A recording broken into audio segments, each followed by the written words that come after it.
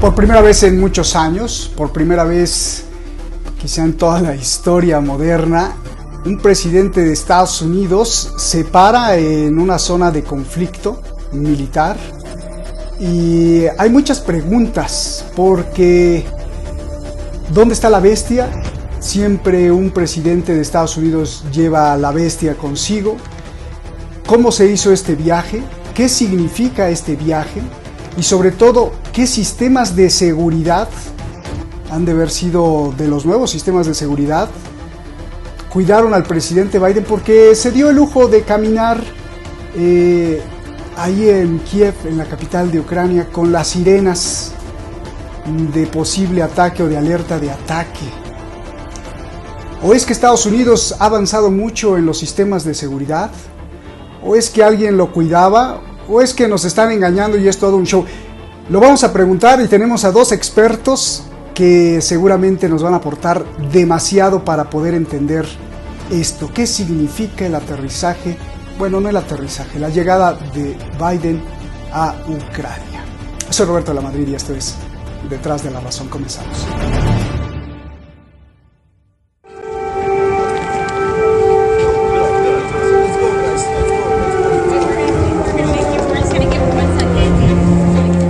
Freedom is priceless.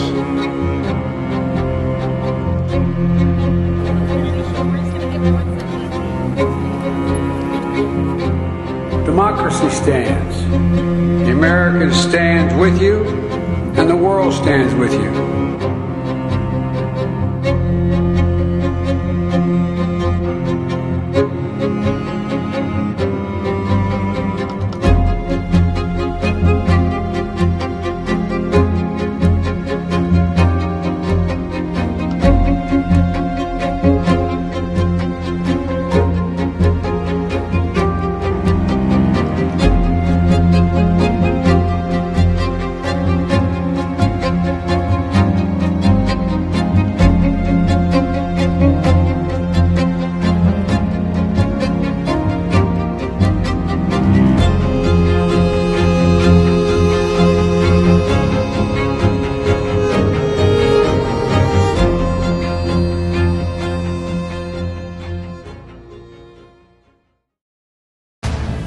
Muchísimas gracias siempre por todo su apoyo, gracias al equipo Detrás de la Razón, gracias a usted, sobre todo a usted, por estar aquí siempre en la comunidad Detrás de la Razón y que poquito a poquito cada vez somos un poco más y no me canso de insistirles las denuncias que hemos tenido de tanta gente de que nos siguen buscando y no nos encuentran y sobre todo esto de que no aparecemos en el panel de preferencias, no les aparecemos. Y esto es pues muy lamentable porque si antes la censura era cortarnos los canales, ahora es que pues nos esconde el motor de búsqueda de Google y de YouTube y pues la única forma de vencerlo es que pues que usted esté enterado, que comparta, simplemente que comparte el link, esté de acuerdo o no con lo que se diga aquí. Muchísimas gracias y tenemos pues hoy es programa de lujo porque está el profe de RI, usted lo conoce muy bien, cada vez más famoso, te felicito y además premiado, Jesús López Almejo, el doctor Jesús López Almejo, experto en todos estos temas. Gracias Jesús por estar aquí, qué gustazo. Y el maestro de maestros, que ha visto diplomacia, guerras, que ha estado en zonas de conflicto, ¿qué más? Y que ha estado dentro de Naciones Unidas, exoficial de la ONU, Francisco Coloane, muchísimas gracias. Gracias a los dos por estar aquí. Jesús, comienzo contigo. Por cierto, ya vimos ahí en tu página de Facebook que estamos en la fotografía. Qué honor compartir contigo esos momentos y estar ahí en la fotografía. Salimos en la foto. Jesús, al toro.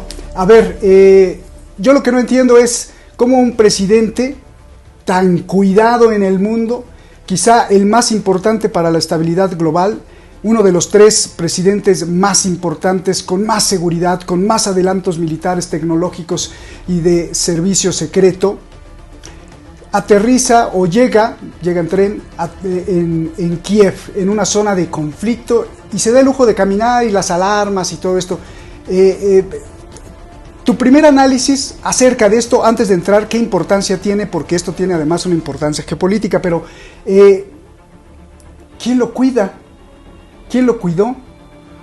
Yo he hablado, Jesús, y perdón por extenderme en la pregunta, he hablado con gente, amigos que han organizado el G20, por ejemplo, y no sabes, amigos de la inteligencia también de México y de otras partes, en 2 o 3 eventos de este tipo, y no sabes, o bueno, sí sabes, pero es tremendo la seguridad de meses, la logística, cómo traer al servicio secreto de Estados Unidos, cómo proteger al presidente, cómo se desligan de todas las policías y servicios de seguridad del país a donde va a visitar, sino que ellos montan todo su espectáculo, su show y su dispositivo de ultraseguridad. Hay aviones, hay casas, hay radares por todos lados, bajan el coche la bestia, que está protegido para cualquier ataque. Desde semanas antes lo tienen cuidado, lo tienen monitorizado por todos lados. Es imposible que ataquen al presidente, pero en Kiev no pasó nada de esto. Por favor, creo que esto es muy importante porque después vendrán preguntas más a fondo. Adelante, Jesús. Hola, ¿qué tal, querido Roberto? Saludo también a mi contertulio. Te agradezco mucho la invitación. Ya sabes que siempre es un privilegio estar aquí en Detrás de la Razón. Y bueno, pues también sabes que soy un big fan de este programa, que ha sido siempre un motor de inspiración para los análisis de política internacional y para ir de frente a los análisis también de los asuntos internacionales, tanto de coyuntura como de estructura.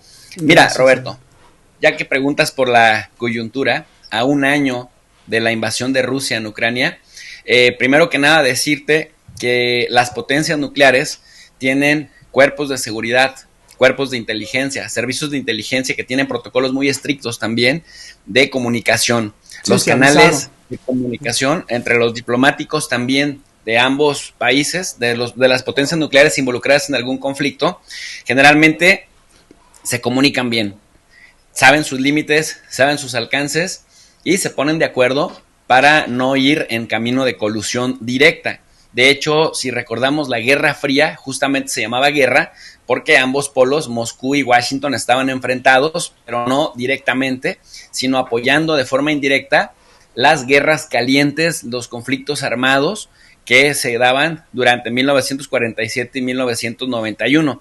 Por eso era Guerra Fría, guerra porque sí había una rivalidad muy fuerte, una competencia brutal, pero también fría porque no se enfrentaban directamente en aras de no activar el mecanismo de la destrucción mutua asegurada, porque hay estudios que señalan sobre todo del Centro de Estudios para la Paz de Estocolmo, mejor conocido como el CIPRI, que lleva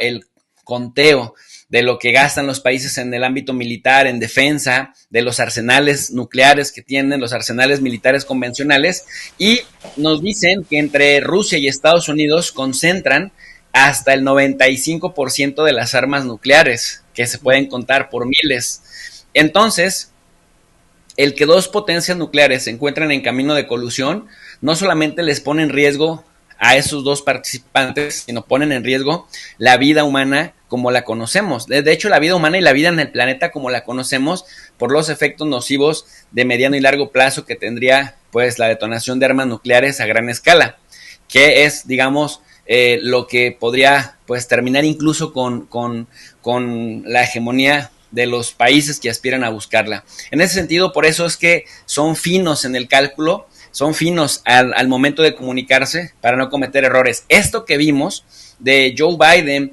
llegando y caminando como robot al lado de Zelensky, que parece marioneta de Biden, y que suenan las sirenas, a pesar de que Kiev en este momento es una zona segura, y que al momento que estamos grabando esta conversación, Pedro Sánchez, presidente de España o presidente del gobierno español, también está dando un discurso con Volodymyr Zelensky, y que cualquier mandatario europeo se pasea como perro por su casa en Ucrania. Esto te habla, particularmente en Kiev, de que una de dos, o es un gran espectáculo, un gran montaje lo que estamos viendo, o dos, es un proceso de comunicación muy fino entre los equipos de seguridad de un lado y diplomáticos de un lado y de otro para evitar errores de cálculo, querido Roberto. Pues gracias por esta explicación clara. aún me queda la duda y en la siguiente pregunta te lo preguntaré, porque o Estados Unidos y le creemos esta tontería que no se la creo, pero le creemos esto de que en los noticieros, sobre todo de Estados Unidos en inglés, una preparación de meses y un cálculo matemático para poder llegar a Kiev y la seguridad y en secreto el viaje a tren, por favor, pues claro que no, es que alguien lo estaba cuidando y a mí lo que me preocupa es que ese alguien sea Rusia el que cuide a Biden, porque ya hay informes de que le hablaron a Rusia y decían va a ir Biden. Entonces Rusia o tiene mucho respeto por Biden porque dice, sabemos que matar por descuido, incluso no porque lo quieran hacer, matar a un presidente y sobre todo la potencia nuclear es una declaración de guerra en donde esté. Y dos, si no es que le tienen respeto, entonces pues no siguen la coherencia de estos valores que profesan después de llamar satánicos, perversos, decadente el mundo de Occidente que ha provocado todo este desastre y todavía pues lo protegen. O tres, es que Estados Unidos ha avanzado demasiado en los sistemas de seguridad y no le importa hablarle a Rusia, o si Rusia no cumple su palabra, ellos de todos modos aterrizan porque saben que está súper seguro Biden para que nadie le haga nada. ¿Qué me dices de todo esto, Francisco Coloane? Tú que has estado en lugares de guerra, tú que has estado visitando conflictos, tú que has estado dentro de la ONU, hay todo un protocolo a seguir. Sin embargo, el presidente más cuidado del mundo, o al que le hacen más show cuando llega a otro país y que llega la bestia, y llega el Air Force One, y llegan los cazas cuidándolo, y llega todo un dispositivo aquí, llega y camina, y las sirenas de ataque y todo. Esto es un show y además iba, y casi me atrevo a afirmarlo, iba cuidado por alguien supremo, y ese alguien supremo era el servicio de seguridad de Rusia, que le dijeron va Biden y mejor ni lo toquen, ese día que no cae, que no se acerquen, que sea más seguro Kiev, no lo sé. A ver, Francisco. Mira, bueno, muchas gracias por la invitación. Primero de nada tengo la imagen que yo me veo borrosa, por lo tanto les anuncio eso para que después se puedan ver cómo se arregla la imagen mía borrosa en la presentación final del programa. ¿No será que está sucia la cámara? No. Te vemos borroso. No, se ve todo borroso. Pero no debe importa. Debe ser la red que baja la calidad. Bueno, como decía Cantinflas, es eso que tú dices y que dice Jesús, ¿no? Colega Jesús. O puede ser todo lo contrario. Es eso todo que dices tú y es también todo lo contrario. Ahora, respecto a la seguridad, ese es un tema interesante, porque yo creo que todo lo que has dicho es verdad. Digamos, al presidente Biden no se le puede tocar, no le puede suceder absolutamente nada. Eso está claro. Hasta que le suceda. Y en eso hay una frase de Kennedy, que es famosa en la crisis de octubre de 1962-63, la crisis de los misiles cubanos, cuando dice siempre hay un estúpido que recibe la instrucción equivocada. Esa posibilidad existe siempre. Ahora, hoy día hemos visto que cada vez más esa instrucción equivocada no la está recibiendo el estúpido.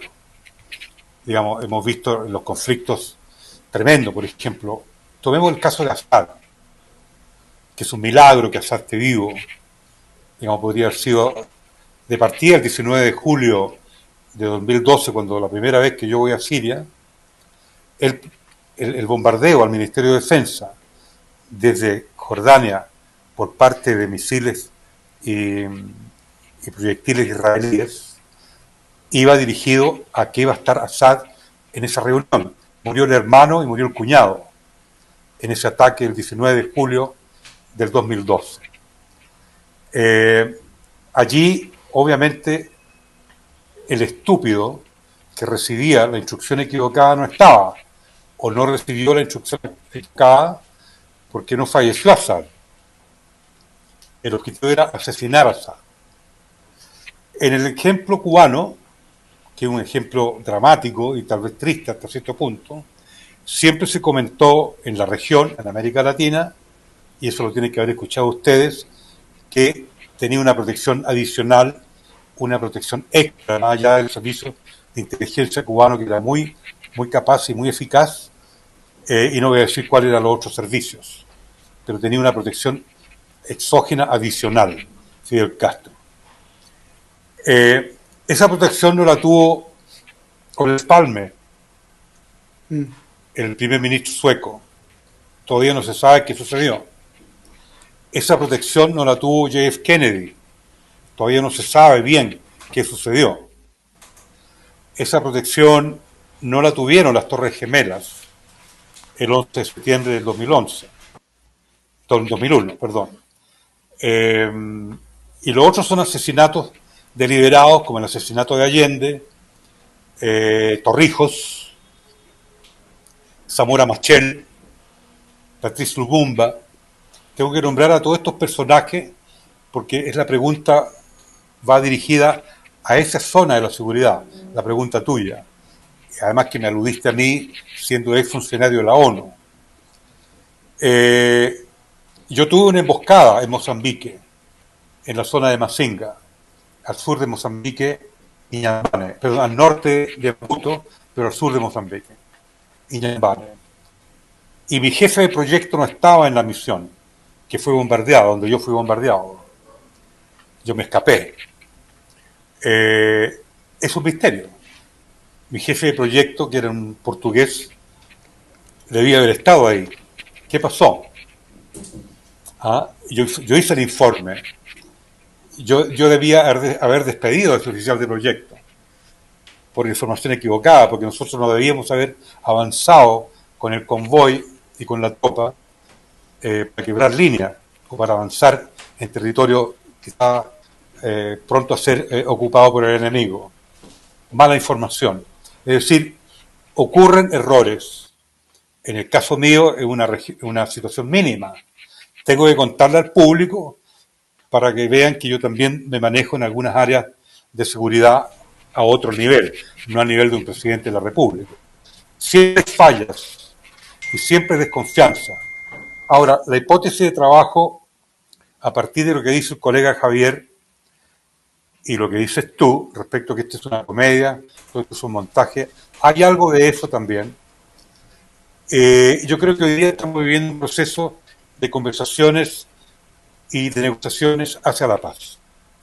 Y es probable que el viaje del presidente Biden a Kiev vaya en la dirección de una guerra que tiene que terminar, donde nadie gana y todos pierden, o todos ganan y todos pierden. Pongámoslo en esos términos. Todos ganan, todos pierden, nadie gana, nadie pierde. ¿Ya? Bueno, a todo se mezcla ahí. Es bien cantinfresco lo que estoy diciendo, y con todo respeto a Cantinflas, porque Cantinflas es un concepto. De todas maneras, el que quiera pensar que Cantinflas no es un concepto serio está equivocado. Bueno, hoy día estamos en una situación de proceso de paz. La economía global está desgastada. El Estado liberal está demostrando cada día una pobreza institucional con el modelo económico. Lo estamos viendo en todas partes. Esta guerra también es parte del mismo fenómeno.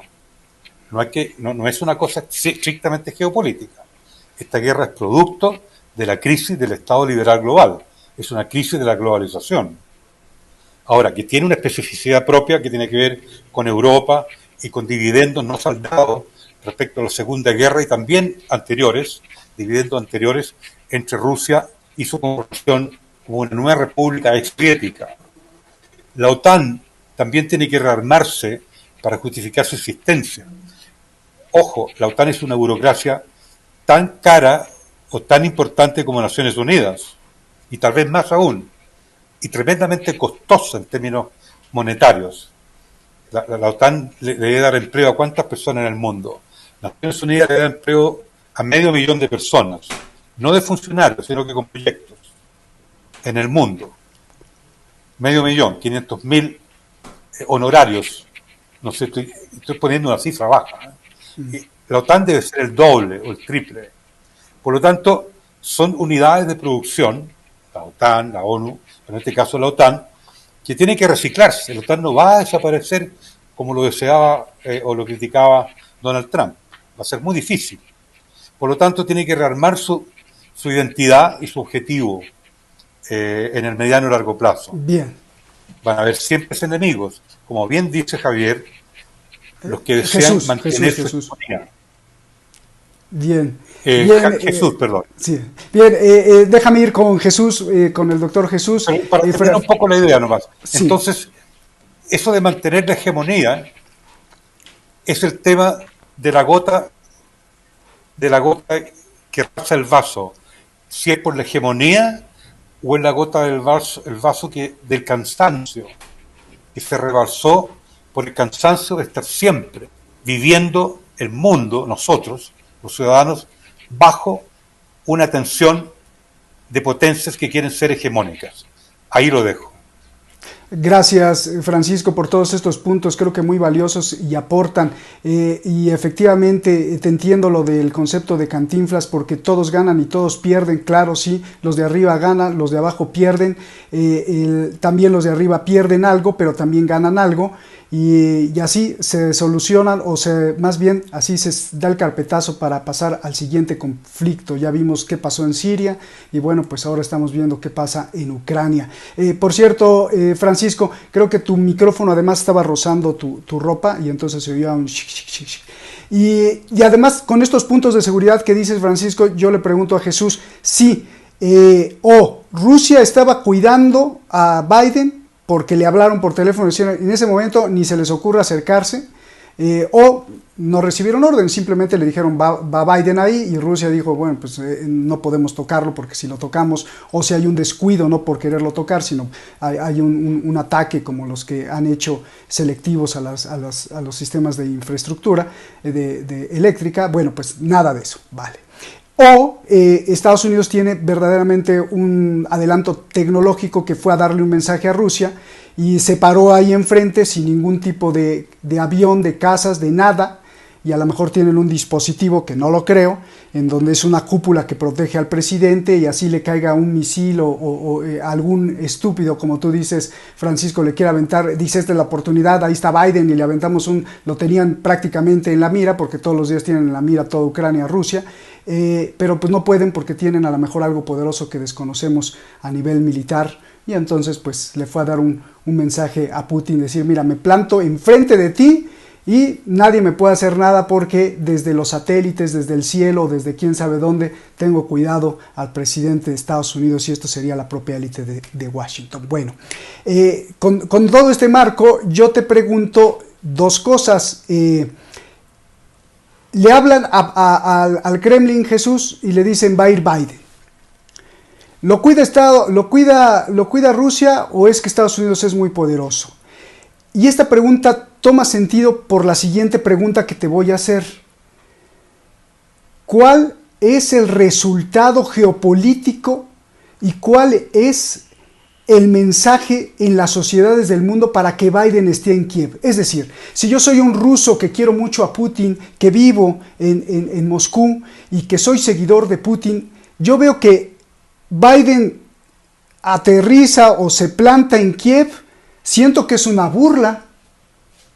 Por el otro lado, yo soy un seguidor o no seguidor, soy un estadounidense que pues más o menos quiere a su país, está en contra de muchas cosas, pero ve a Biden arriesgarse, llegar a la zona más caliente del mundo en este momento, donde están cayendo los misiles en Ucrania, y se planta ahí, pues digo, es un héroe. Y además con todo el aparato mediático de Estados Unidos, qué inteligencia de Estados Unidos, qué sistemas de seguridad, qué valentía de Biden de irse a parar ahí.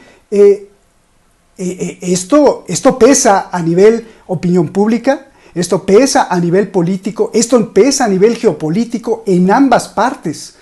¿Qué me dices de esto, Jesús? Me parece que es un vil y burdo montaje, en el sentido de que, como te decía hace un momento, los aparatos de seguridad de dos potencias nucleares se comunican para evitar los errores de cálculo. Lo que decía Javier hace un momento de los ataques de Israel en Siria y de los ataques a su persona y al equipo que él representa, Francisco. honestamente se dan porque pues finalmente no hablamos de, Siria no es una potencia nuclear, y el grupo Naciones Unidas recibe ataques en Sudán, recibe ataques en muchas partes en donde opera, desafortunadamente, y se arriesgan bastante los diplomáticos o los grupos de médicos o los grupos de periodistas, etcétera, que van con estas organizaciones internacionales a los campos en donde hay fuego cruzado.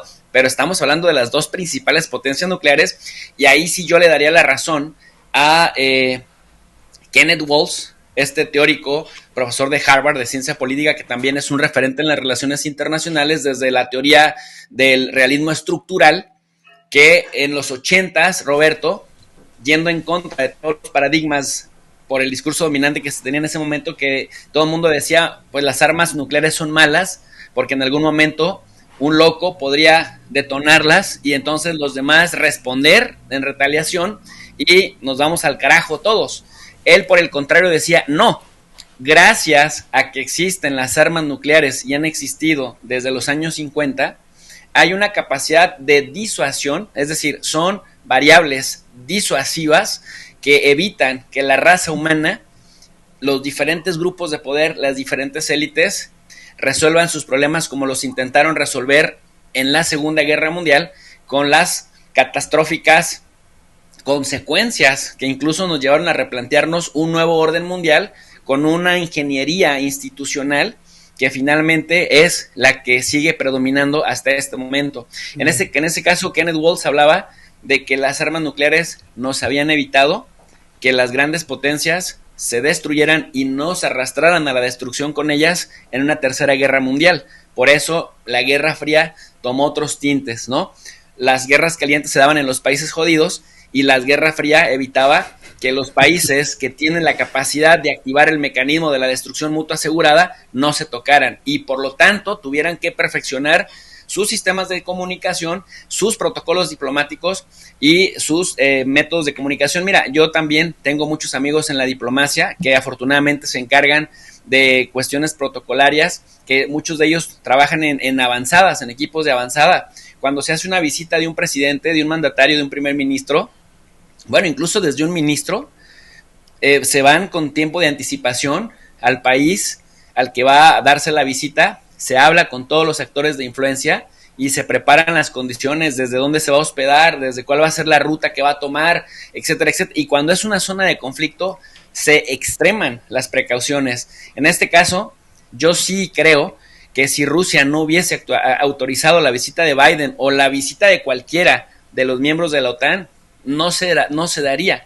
Creo que Rusia ha permitido la visita en Kiev porque no solamente de Biden, sino de cualquier funcionario de alto nivel de la Unión Europea como Borrell, o que en lugar de parecer jefe de la diplomacia, parece jefe de manicomio bélico, porque cada vez dice unos disparates que yo creo que ni él mismo se cree, y Ursula von der Leyen, o en el caso de Sánchez, o en el caso de el de Polonia, el de República Checa, todos los mandatarios que han ido. Pero Jesús, perdón, sí, que te interrumpa ahí, pero esto no pone furioso a los seguidores de ambos lados, o sea, no pone furioso a las opiniones públicas, por ejemplo, que defienden a Putin o que defienden a Biden, que dicen, bueno, pues nos están tomando el pelo porque finalmente es un montaje, y después de escuchar a Putin decirles de todo, o sea, los satánicos y lo peor, lo podrido, lo perdido, lo que ha producido justamente yo en cuestión de valores, si yo fuera Rusia, yo diría, no señor, no les autorizamos nada, y si van es bajo su riesgo, y si les cae un misil, pues es su problema, ¿no? Si eso pasara, querido Roberto, no irían. A eso es a lo que me refiero. Exacto. Si eso pasara, no se meterían a una zona de conflicto, como no lo hicieron en los primeros 2 o 3 meses del conflicto. Cuando ya Rusia decide retirarse y asegurar las provincias que ya se anexó, entonces, ¿cuándo hemos visto una visita de estos mandatarios a Jersón o a Kharkov o a Zaporille, por ejemplo? Incluso a Odessa, ¿no? No lo vamos a ver, o a Crimea, pero sí lo vamos a ver a Kiev, porque Kiev ya hay ahí algún acuerdo para que no se toque en visitas de estos personajes. Ahora tú me dices, bueno, pero esto no enfurece a los seguidores. Por supuesto que sí, pero ojo, Vladimir Putin en este momento, contrario a todas las especulaciones que se ha estado dando en la prensa occidental, que por cierto se autodenominan los periodistas serios, los analistas objetivos y los centros de investigación, los think tank de vanguardia, que no hacen propaganda, que Putin tiene Alzheimer, ya lo han desahuciado como 10,000 veces, que está a punto de fallecer, que probablemente está perdiendo la razón por alguna enfermedad psicomotriz, etcétera, etcétera, etcétera, a pesar de que quien se tropieza que da 2 pasos es Joe Biden, a quien además dicen que está sanísimo y que a veces estando dando un discurso se le olvida lo que tiene que decir, o cuando tiene que leer el teleprompter hasta dice punto y coma, 3 puntos suspensivos, o sea, se nos pierde completamente. Bueno, estos mismos que dicen que Biden está sanísimo y que Putin está a punto de morir, pierden de vista que la popularidad de Putin bajo una visión orwelliana, George Orwell decía en este texto que me parece valiosísimo, que explica tantas cosas, en 1984, el texto se llama así, 1984, no es que haya sido escrito en ese año, sí. que la creación de un enemigo común al exterior generaba cohesión al interior. Y muchos líderes se manejan bajo esa visión orwelliana cuando las cosas les van saliendo más o menos según sus cálculos. En este caso me parece que Putin también juega un poco con este estira y afloja. Por ejemplo, miren el tema del gas o en el tema del petróleo. Mucha gente se preguntaba, ¿por qué Putin, con tantas sanciones de Europa hacia Rusia, no les cortaba el gas o el petróleo de un golpe? ¿Y por qué dejó que llenaran sus reservas de gas? Pues porque la simple y sencilla razón que le financiaban la guerra. O sea, los europeos, por eso les digo yo a los gobiernos europeos, los europillos, hablando de Rusia, pero nomás no le dejaban de comprar gas, no le dejaban de comprar petróleo hasta que llenaron las reservas suficientes para pasar el invierno. Entonces, estamos hablando de una combinación de simbología, de pragmatismo y de ideología que termina por afianzar el poder de los grupos supuestamente enfrentados. Mira, en este momento, ve a Zelensky y al grupo corrupto de funcionarios ucranianos que le rodean. Están súper empoderados, ya son reconocidos a nivel mundial. En Occidente, por ejemplo, los tratan como héroes.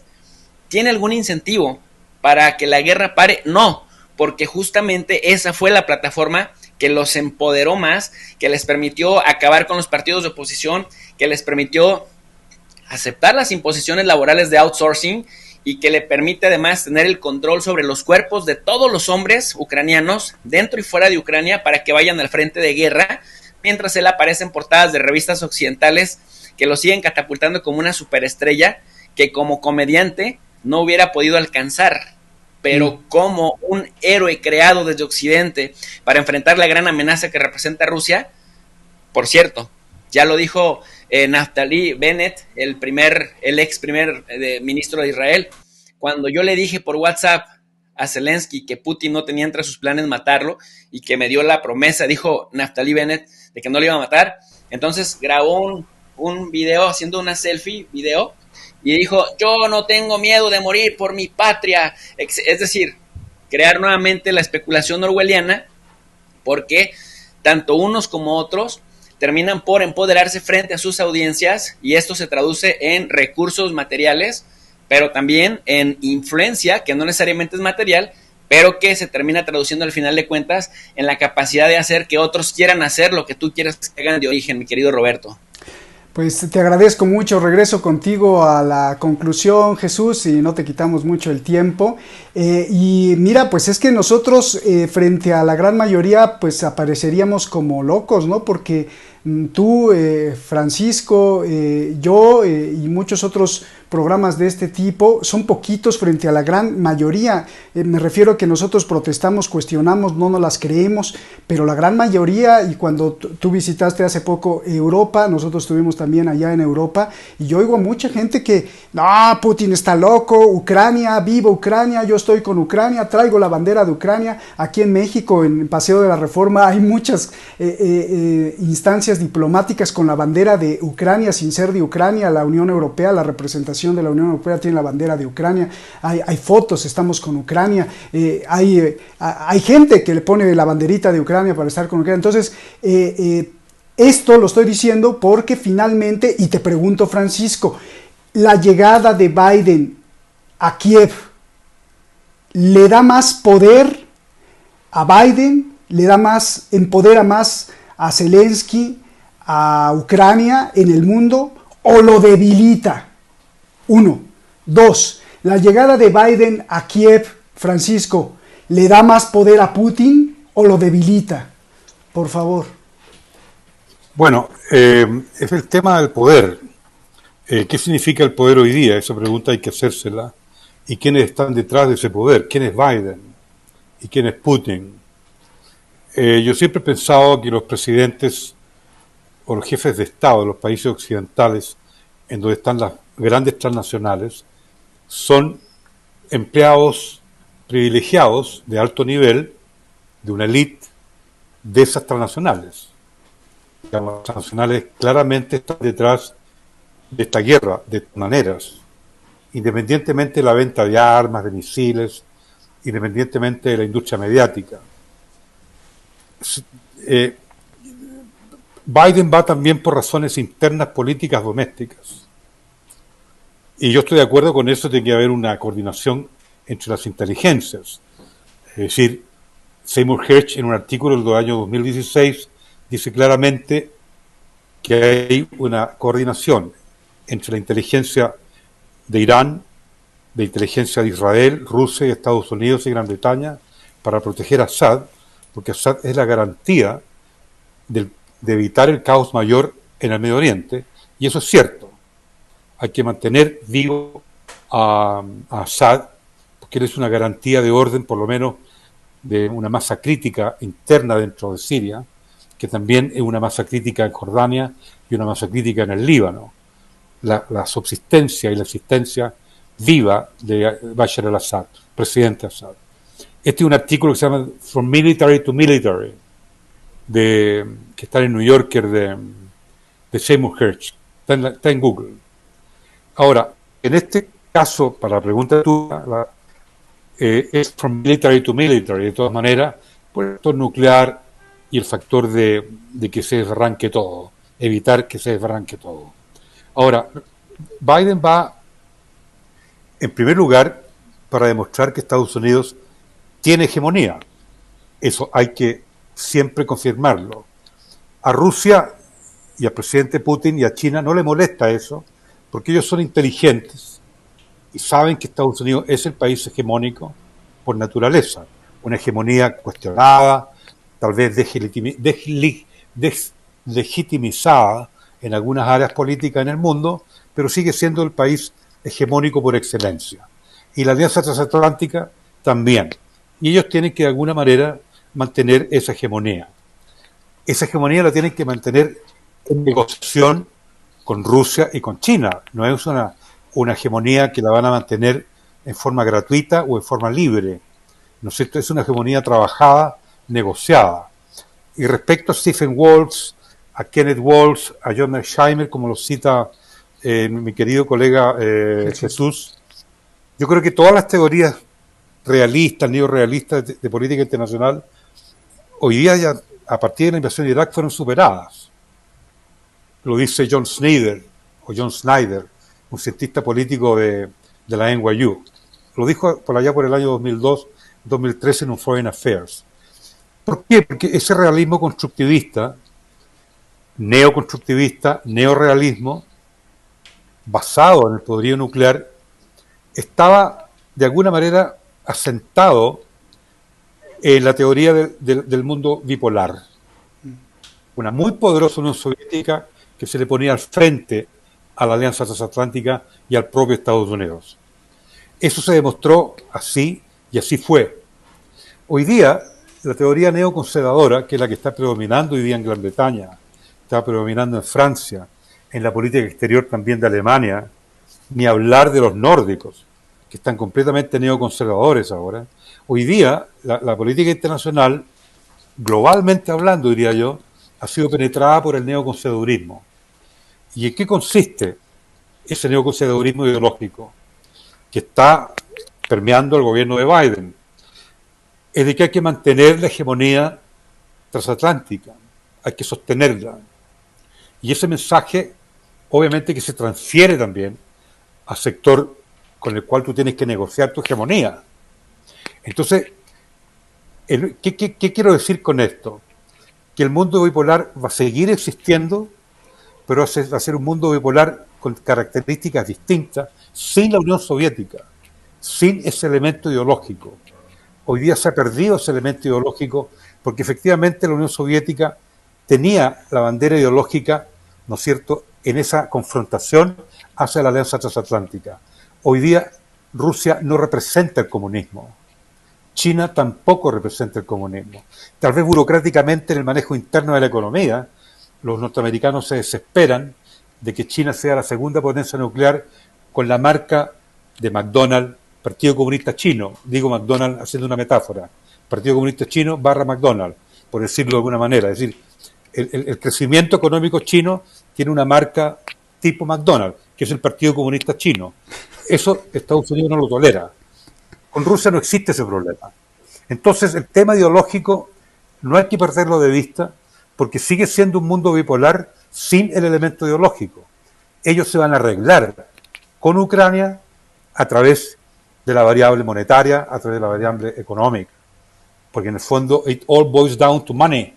It all boils down to recursos. Es decir, todo termina al final, ¿no es cierto?, cómo hace la tortilla, con qué dinero hace la tortilla. ¿Quién tiene dinero para hacer tortilla? Todo va a terminar en eso y va a terminar en eso. Entonces, este show, que ustedes lo describen en forma genial, y yo estoy de acuerdo que este es un show también, quién está de acuerdo, quién no está de acuerdo, empieza de alguna a desmembrarse regionalmente. Y con esto termino. ¿Por qué se desmembra? Por ejemplo, el gobierno de Boric acepta como 500 refugiados políticos nicaragüenses. Y el socialismo democrático en Chile critica a Daniel Ortega como un felón, como un delincuente, los socialistas. Y tal vez la mitad del Partido Comunista piensa lo mismo, por razones electorales internas. No es simpático estar a favor de la gesta antiimperialista de Ortega. Yo la califico como analista de que Ortega está en una gesta antiimperialista todavía. Todo el mundo dice que es un corrupto, que se está llevando los recursos de Nicaragua para su casa, con su esposa. Ok, cuando digo ok es para poner el punto al tema. Es decir, ¿qué es lo que quiero decir? Que hoy día la bandera ideológica de ese poder que se le enfrentaba a la Alianza Transatlántica no existe. Lo que existe sí son poderes económicos y poderes geopolíticos y poderes nucleares que se le enfrentan, pero no son ideológicos. Por lo tanto, indirectamente y tácitamente están aceptando la otra ideología. ¿Por qué? Porque ellos no están abrazando la ideología contraria a la ideología imperialista. El imperialismo de Putin es un antiimperialista concretísimo, como el antiimperialismo de Ortega, que tiene que ver con el poder que tiene que tener Putin para poder seguir gobernando Rusia, con el poder que tiene que tener el presidente Xi Jinping para seguir gobernando China. Pero no es un poder ideológico. Y ese punto ideológico quiero dejarlo muy claro, porque hoy día en Chile la izquierda, los comunistas, los trotskistas, abandonaron a Ortega, porque no les conviene desde el punto de vista del poder. Hoy día hablar a favor de Ortega no es simpático en Chile, y no es simpático en Argentina, no es simpático en Brasil. ¿Por qué? Porque Ortega es un ladrón y es un criminal, es un felón. Entonces la bandera ideológica de Ortega no cuenta, él solamente es un ladrón. Entonces lo que quiero decir, queridos colegas, es que aquí se está escondiendo la bandera ideológica debajo de la alfombra de toda esa mugre, ¿no es cierto?, de transacciones económicas y transacciones de poder que está sustentando esa alfombra por encima. Pero lo ideológico, de quién es efectivamente antihegemónico, quién es efectivamente antiimperialista, del lado que sea el imperio, eso no está en discusión hoy día.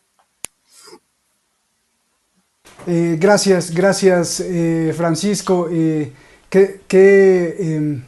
Siempre me impresiona que hay otras variantes que a veces no contemplamos y que bueno, pues que vale la pena contemplar. Jesús, pues nos vamos, tu conclusión, alguna réplica que tengas, algo que se nos haya ido, y pues cerrando con este punto porque creo que era muy importante preguntar, y disculpa las cuestiones. Yo pido mis disculpas por la franqueza, ¿eh? No, al revés, me encanta. Jesús. Sí, no, siempre es mejor hablar de frente y con franqueza. Yo no estoy de acuerdo con Francisco en cuanto a que dice que tal o cual o tal teoría ya son vencidas, porque finalmente recordemos que las teorías son conjunto de conocimiento No digo, sistemático mira, también, acumulado Javier, y Jesús, finalmente, a ver, están siendo permíteme, por superadas favor. por la cuestión ideológica. Sí, nada más permíteme porque yo no te interrumpí cuando estabas hablando. Sí, sí. Porque finalmente los textos son sujetos de su contexto. Las teorías correctamente aplicadas y con precisión metodológica no se crearon para los estudios de prospectiva, se crearon para explicar el mundo existente y el mundo pasado. ¿Por qué?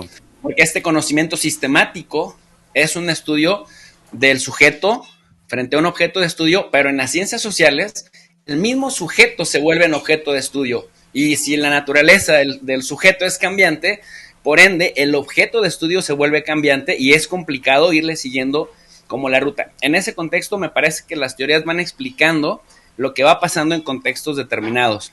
Y mira, de acuerdo. Cuando preguntaba mi querido Roberto del tema de si favorecía en cuanto a poder en el caso de Biden, dice Christian Reus Smith, un constructivista de las relaciones internacionales, que pensando que el constructivismo te explica que la realidad se construye socialmente, es decir, se construye de manera colectiva en función de los atributos que nosotros mismos, los sujetos, le damos a los significados, y en ese sentido se subordinan también las capacidades materiales. Dice, ¿por qué Estados Unidos, con todo el poderío militar, con todo el poderío nuclear, con toda la capacidad bélica de destruir que tiene, no pudo en Afganistán y no pudo en Irak? Bueno, pues la explicación quizá no está en la mera coerción y en el mero objetivo de controlar y de dominar, sino quizá faltó el elemento gramsciano, que me parece que cuando hablamos de un sistema hegemónico y si pensamos a Estados Unidos como un poder, como un ente hegemónico, yo más bien lo pensaría como un ente que intente hegemonizar, porque cuando hablamos de hegemonía no solamente hablamos de poder y de capacidad para coercionar hacia abajo. Hablar de hegemonía es también influir, es decir, tenemos que desarrollar el concepto de influencia, que a diferencia de poder, que se ve únicamente de arriba hacia abajo a través de la coerción, con la intención de dominar, de coercionar, de someter, y que genera resistencias, la hegemonía triunfa o se vuelve un ideal, porque la hegemonía hace que los sujetos influidos quieran hacer y quieran comportarse como el ente hegemónico o el eje hegemonizante quiere que se comporten, pero con la convicción de que lo están haciendo por sí mismos. Es decir, y dice Christian Reus Smith, finalmente quien intenta, quien influye, más que coercionar, más que disuadir y más que persuadir a través de la coerción, finalmente tiene más éxito porque legitima. De ahí la importancia entre la legitimidad de un ente frente a otro. Entonces, cuando dices, mi querido Roberto, ¿por qué Putin negocia con estos malvados, depravados, pedófilos y todo lo que, como les llamó el 21 de febrero? Porque finalmente lo que está intentando hacer es mandar el mensaje, y por supuesto que hay un factor ideológico. Nadie habló aquí de comunismo. Hablamos de la creación de la otredad orwelliana, porque nuevamente la otredad te da legitimidad y la legitimidad rompe resistencias antes de que éstas se presenten. Y Putin dijo una frase muy importante. Dijo, cada ruso desde este momento es defensor de la patria. Entonces, si luego les dice, porque recuerden, allá afuera aquellos son pedófilos, allá afuera aquellos traen la Agenda 2030, allá afuera nos van a querer contaminar. Cada ruso tiene que defender su religión, tiene que defender su patria, tiene que defender sus costumbres y tiene que defender sus valores. Y luego vemos el discurso antagónico, por ejemplo, de Ursula von der Leyen y de Borrell, hablando de los valores europeos. ¿Quién sabe qué entiendan por eso? Pero finalmente, digamos, los aspectos ideológicos ahí están de una y de otra manera, porque la ideología te dice qué es legítimo y por lo tanto qué se permite y qué no se permite, y entonces cuándo se puede justificar el uso de la violencia y la subordinación de las capacidades materiales justamente al hecho ideológico. que no necesariamente tiene que ser el comunismo, es la construcción de la otredad, para entonces justificar lo que se quiere hacer de aquí hacia allá. Pues muchas gracias, Jesús, gracias por tu conclusión. Francisco, tu conclusión y nos vamos. Y muchas gracias a los dos. Adelante, Francisco. Bueno, yo no tengo conclusión, yo tengo más bien preguntas. Y cambiando la estructura de poder, porque precisamente Jesús está diciendo el vacío ideológico de las antiguas ideologías, está hablando de la otredad, y el tema de la otredad lo está planteando desde el punto de vista que hay que enfocarlo desde el punto de vista neocolonial. Es decir, tenemos que volver al tema ideológico básico de que ¿qué somos hoy día? Nosotros somos criaturas del postimperialismo, del postcolonialismo. ¿Qué somos? Ideológicamente hablando. Digamos, esa otredad orwelliana, ¿a dónde nos conduce? ¿A eliminar la posibilidad del comunismo? ¿A eliminar la posibilidad de la otredad del otro sistema que no sea el Estado liberal? ¿Por qué siempre se esconde, y lo digo como conclusión, de que esta es la crisis del Estado liberal en su peor fase, y que hoy día la globalización, como bien dijo Nikos Poulantzas, un teórico que no está en la librería de Mearsheimer, ni el que yo admiro más que Mearsheimer, que es Hans Morgenthau, que estaba en Morgenthau, porque Morgenthau por lo menos abrazaba algunas ideas del socialismo. Me refiero a Hans Morgenthau, que está en el diccionario biográfico de la izquierda, Hans Morgenthau. John Mearsheimer y Kenneth Waltz no están en el diccionario biográfico de la izquierda. Pero ¿por qué quiero hablar de la izquierda? Porque quiero reivindicar la idea del otro sistema. No necesariamente el socialismo o el comunismo, pero quiero reivindicar de que aquí se está escondiendo y poniendo debajo de la alfombra la crisis del Estado liberal y lo que dice Nikos Poulantzas, de que hoy día, el 74 lo decía, ¿no es cierto?, el imperialismo es la fase más fascista del capitalismo. Muchísimas gracias. Gracias, Jesús. Gracias, Francisco, con este intercambio tan fino que hacen ustedes dos. Mis respetos, siempre agradecido porque compartan pues la forma de entender el mundo, su sistema de ideas. Yo me abrí para que no me dejen entrar a Estados Unidos ahora. Ah, ¿sí? Estoy postulando una visa hace como 5 meses que la estoy esperando que me llegue a mi casa. Disculpa que interrumpa. Soy más viejo, tengo la prerrogativa de la edad. Hace 5 meses que espero la visa, pero todavía no me llega la visa. Y acabo de hablar de esto, de la crisis del Estado liberal, porque no se reconoce y me enferma, académica hablando, y te lo digo de todo corazón, Jesús, porque tú eres brillante, me encantó tu disertación. ¿Por qué no se reconoce la crisis del Estado liberal en todo lo que estamos viviendo en los últimos 20 años? Es que no hay crisis del Estado liberal. El camino natural del Estado liberal es girarse al conservadurismo, y ahora va en su etapa neo. Finalmente, más que crisis, esa es su normalidad. Si nosotros analizamos los casos paradigmáticos de supuestos estados liberales, terminan siempre siendo conservadores al final, en un o cíclicamente. Bueno, para Poulantzas es fascismo. Para Nikos Poulantzas terminaba siendo fascista. Estoy de acuerdo, pero no es crisis, es parte de un ciclo que conduce al neoconservadurismo, y luego vienen exactamente las expresiones fascistas que finalmente generan. Si tú quieres no llamarlo crisis, yo te lo acepto. ¿Qué es lo que llamamos? Estado en extrema alteración. Que ese es mi conducto hoy día, mi concepto. Yo le considero ciclo natural. Yo le considero estados en extrema alteración. Muy bien, pues qué bueno es escuchar que se pongan de acuerdo. Y Francisco, no te preocupes, ahora le hablamos a Zelensky para que le diga a Biden que te dé la visa inmediatamente. No, eso es una broma. Es una broma. Pero sí, le hablamos a alguno de esos. Francisco, gracias, un abrazo, hermano, gracias. Jesús, sabes que te queremos mucho y que los queremos mucho a ti también, Francisco. Un abrazo gigante. Saludos, por favor, a toda la familia de ambos. Gracias, y a usted y a ti que nos ves, también muchas gracias y nos vemos hasta la próxima. Gracias y buenas noches.